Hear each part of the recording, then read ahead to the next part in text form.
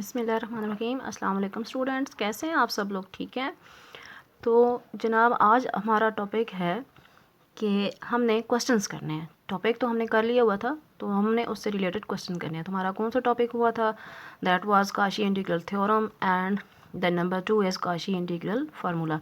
अब ये दोनों आपने समझ लिए हुए थे। मैंने एक वीडियो बनाई है, आपको पता है, एक नहीं दो वीडियोस बनी हैं, और जिसमें हमने इनको प्रूव भी किया था।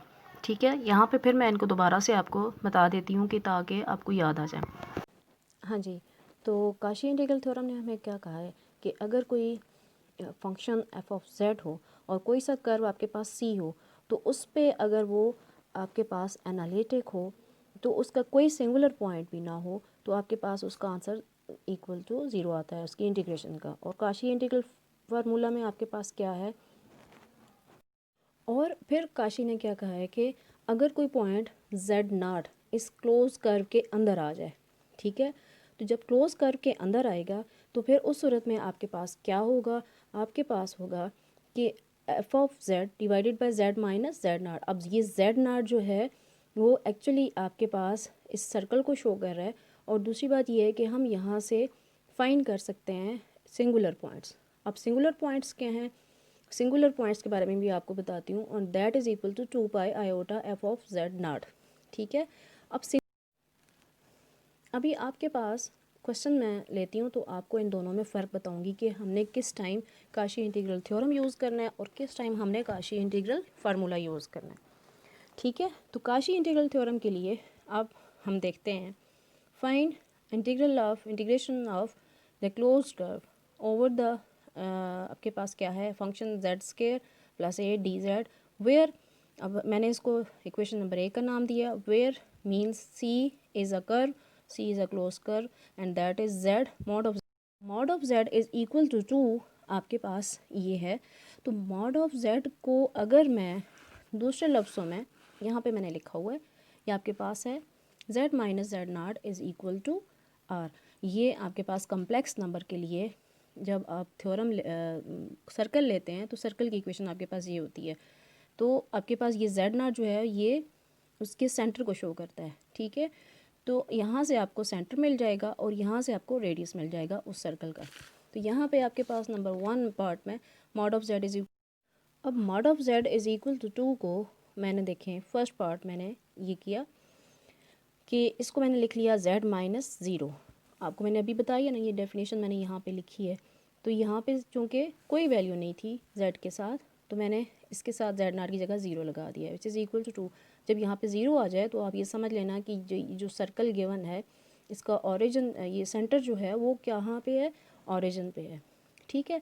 तो ये आपके पास आ गया इक्वल टू 2। अब सेंटर क्या हो गया? एट ओरिजिन आ गया। और इक्वेशन नंबर ए जो हमारे पास, इक्वेशन नंबर ए जो आपने ली हुई है वो आपके पास एक क्लोज्ड कर्व है, और वो क्लोज्ड कर्व क्या है? सर्कल है। और equation number A capital A जो हमने ली हुई है वहाँ पे एफ ऑफ जेड एनालिटिक है ऑल ओवर द कर्व।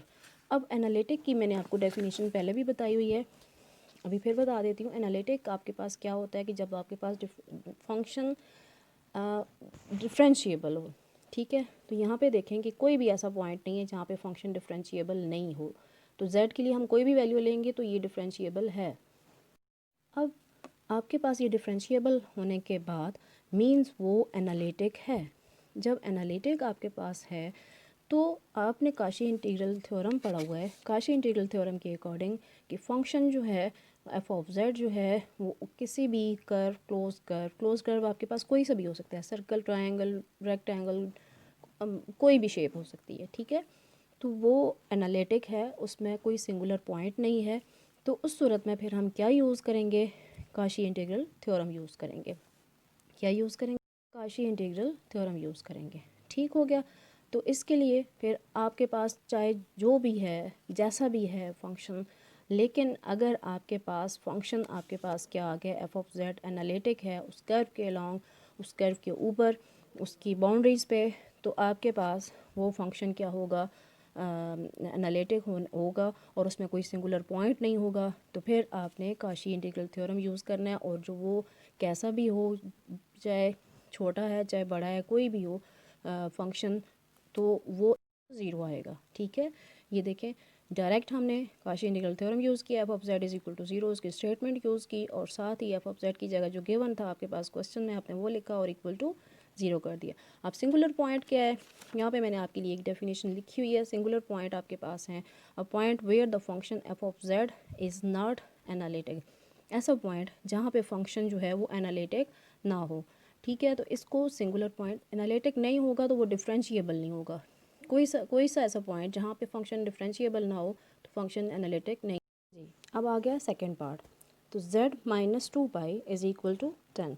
आपने जो क्वेश्चन कर रहे थे फंक्शन आपके पास वही है, एफ ऑफ जेड आपके पास क्या है, जेड स्केयर प्लस 8 dz, और ये आपके पास कर्व जो है वो क्लोज कर्व है, और यहाँ से भी आपको मिल रहा है कि z minus 2 pi is equal to 10। यहाँ से अगेन आपको r जो है वो 10 मिल रहा है, और यहाँ से 2 पाई a, या आप यहाँ पे z नॉट ले सकते हैं, ये आपकी मर्ज़ी है। ठीक है, तो सेंटर आपके पास क्या आ गया है 2, और रेडियस जो है वो 10 यूनिट्स आ गया। अब यहाँ से ये बात ज़रूर याद रखें कि हमारे पास रेडियस चाहे जितना बड़ा हो, सेंटर चाहे कोई भी हो, लेकिन अगर फंक्शन एनालिटिक है किसी भी क्लोज्ड कर्व के ऊपर, तो ये भी हो सकता है, कोई सर्कल हो सकता है, कोई ट्रायंगल, कोई आपके पास स्क्वायर, कुछ भी हो सकता है, जो चाहे जो भी वैल्यू हो, लेकिन अगर फंक्शन जो है वो एनालिटिक है हर जगह पे और उसमें कोई सिंगुलर पॉइंट नहीं है, तो हम direct Kashi integral theorem use करेंगे।